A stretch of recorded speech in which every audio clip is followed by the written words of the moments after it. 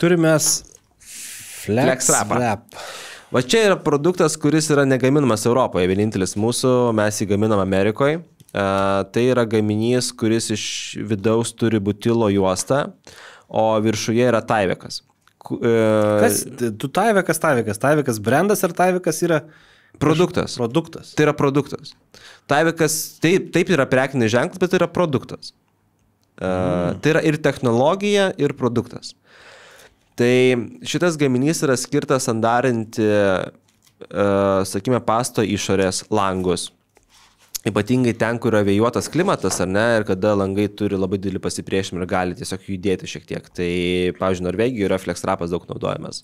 Jisai gali būti naudojamas, pavyzdys yra lauke, ar ne, mes darome, nežinau, stoglangį galim sandarinti, nes pliusas yra, kad butilas yra, tai reiškia, jisai labai gerai izoliuoja ir vulkanizuoja. Pavyzdžiui, darom ventiliacinius kaminėlius, ar ne, per konstruktyvą.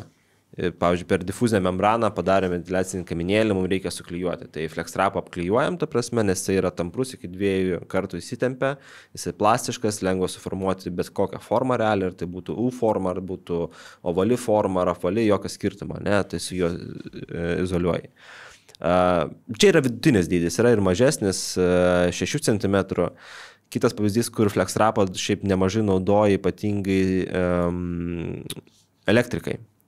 Tai, pavyzdžiui, elektrikai pravedinėja savo laidus ir dažnai būna tenka pravesti pro garų izoliaciją, pro difuzinę membraną. Tai tam, kad tu sandarinti, pakankamai yra sudėtinga. Ir realiai, jeigu tu neturi plastiškos juostos labai, kuri pasiduoda, ar ne tai, kad tempėsi, bet pasiduoda formavimui, reikia daug žaisti.